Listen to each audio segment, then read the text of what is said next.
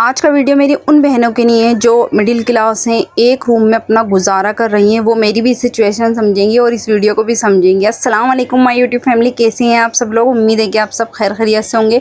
तो जी सुबह सुबह से मैं आज शुरू कर रही थी अपना ब्लॉग। जैसा कि कल का आपने मेरा ब्लॉग देखा होगा कि मैं घूमने गई थी अल्बर्ट हॉल और सब लोगों ने उसको बहुत प्यार करा है, बहुत अच्छे अच्छे कमेंट आए हैं।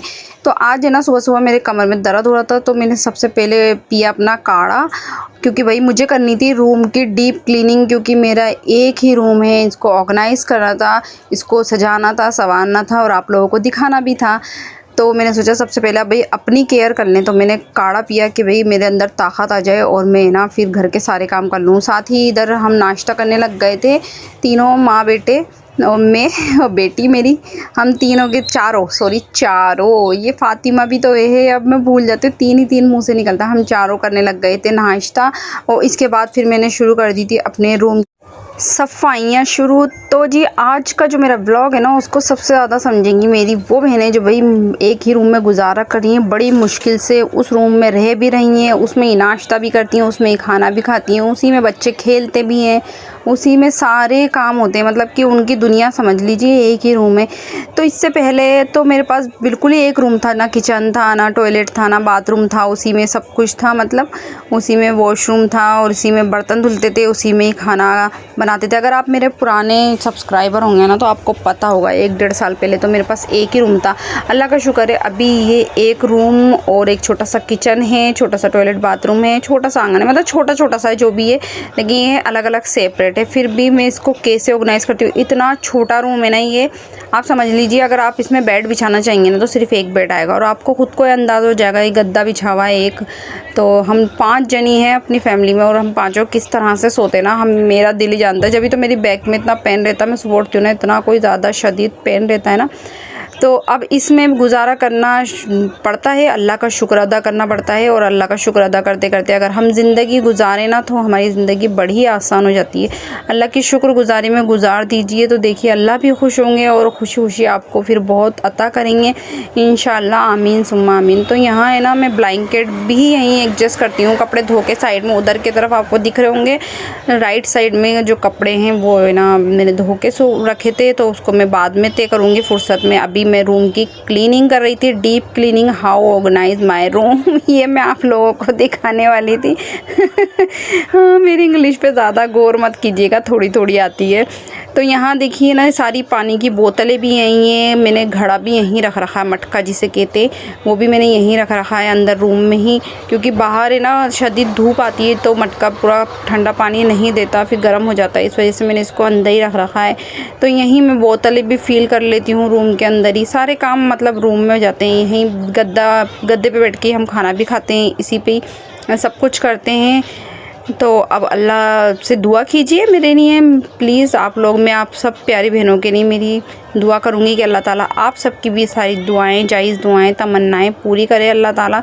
और आप लोग भी प्लीज़ मेरे लिए दुआ कीजिएगा कि मेरी जो जितनी भी तमन्नाएं, जितनी भी ख्वाहिशात हैं सबको पूरा करें और इंशाल्लाह सबकी मेहनत रंग लाए, सबको अल्लाह ताला कामयाबी दे। और यहाँ है ना मैं जब भी सफाई करती हूँ ना सबसे ज़्यादा जो निकलते हैं ना वो हैं कपड़े। इतने कपड़े निकलते हैं ना, छोटे छोटे 1-1, 2-2 कपड़े इधर उधर बिखर ही जाते हैं। पता नहीं क्यों, मुझे समझ नहीं आता। मैं इतना मेरा कमरा समेटती हूँ, इतना कमरा समेटती हूँ, तो क्या वजह है मुझे ज़रूर बताइएगा मेरी प्यारी बहनों कि मेरा कमरा इतना क्यों फैला रहता है। अच्छा, इतनी मेहनत करने का भी कोई फल नहीं होता। अक्सर पता है मैं इतनी सफाई करती हूँ, इतना अच्छा नीट एंड क्लीन कर लेती हूँ कमरा, सोचती हूँ कोई मेहमान आएगा ना तो उसको अच्छा लगेगा, हाँ भाई इसने इतना छोटा सा कमरा इतना वेल ऑर्गेनाइज़ करके रख रखा है। लेकिन अक्सर ऐसा होता है ना जहाँ मेरा कमरा फैला होता है ना उसी टाइम मेहमान आ जाते हैं।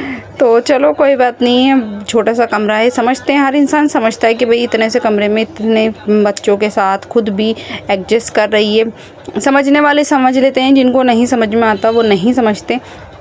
लेकिन मुझे खुशी है कि मेरी यूट्यूब फैमिली समझती है मुझे, वो जानती हैं कि भाई इनका एक ही कमरा है और इतना मोहब्बत से इतने प्यार भरे कमेंट करते हैं ना, सबसे अच्छा तो मुझे यही लगता है। और ना यहाँ ना प्रेस वगैरह भी मैं ना यहीं मशीन के ऊपर ही रख देती हूँ। मतलब छोटी छोटी सी जगह होते हैं ना उसको मैं ना मेंटेन करके रखती हूँ कि भाई ये ना इस तरह से मतलब जगह का कम से कम इस्तेमाल हो सके, ज़्यादा से ज़्यादा खुली जगह मुझे मिल जाए। तो यहाँ मैंने प्रेस भी मशीन के अंदर ही रख दी थी। और ना ये फातिमा ना जब भी मशीन के पास आती है ना गिट्टियाँ खोल खोल देती हैं, सुइयाँ बिखेर देती हैं। इतना मुझे ना इससे डर लगता है ना कि भाई कोई सुई चुभ ना जाए, तकलीफ़ ना हो जाए मेरी बच्ची को, लेकिन ये ना मशीन में घुसती है। बच्चों में अक्सर ये आदत होती है कि जहाँ उनको नहीं जाना चाहिए ना वहीं वो जाते हैं।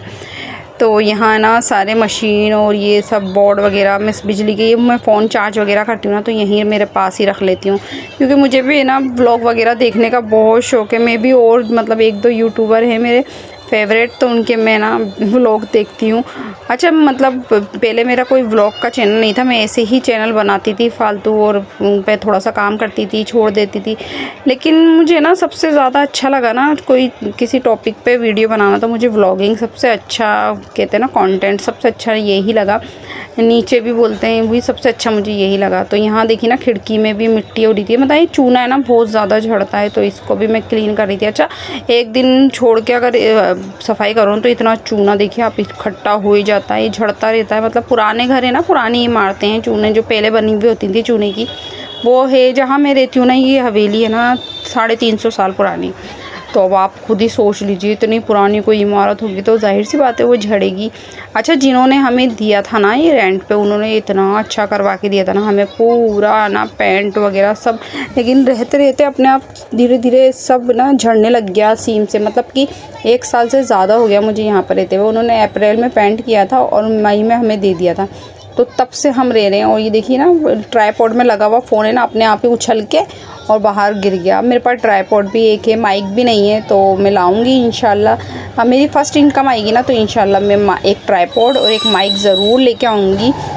तो यहाँ ना फ़ातिमा भी साथ ही साथ है ना लगी रहती है। आपने हमेशा मेरे व्लॉग में देखा होगा कि वो मेरे साथ साथ लगी रहती है। और इतना आज ना बहुत ज़्यादा ही मेरा रूम फैल गया था, तो मैंने कहा चलो इसकी डीप क्लीनिंग भी करते हैं। और अच्छा डीप क्लीनिंग जब हो जाती है ना, मैं हूँ या आप हो कोई भी, अच्छा आप इन लोग इस बात से मेरी एग्री करेंगे कि जब हम अपना रूम साफ़ कर लेते हैं ना तो इतनी कोई हमें ना सुकून मिलता है ना, ऐसा लगता है घर के सारे काम हो गए, चाहे कुकिंग ना हो, चाहे आपके बर्तन वॉश ना हो। एक तो बर्तन हो और एक ना क्लीनिंग, मतलब घर की जो क्लीनिंग होती है, किचन क्लीनिंग हो, रूम क्लीनिंग हो, ये हो गया ना, ऐसा लगता है बहुत बड़े काम हो गए। जबकि खाना बनाने में ज़्यादा टाइम लगता है, मतलब लेकिन ऐसा लगता है कि वो तो बहुत छोटे मोटे काम है, खाना पकाना तो चुटकियों का काम है। बस ये जो साफ़ सफाई होती है ना, ये लगता है मुझे मेहनत का काम, क्योंकि बच्चे ना बहुत ज़्यादा फैला देते हैं। अब देखिए मैंने सारा क्लीन कर दिया है, अब यहाँ की झाड़ू वगैरह दूँगी।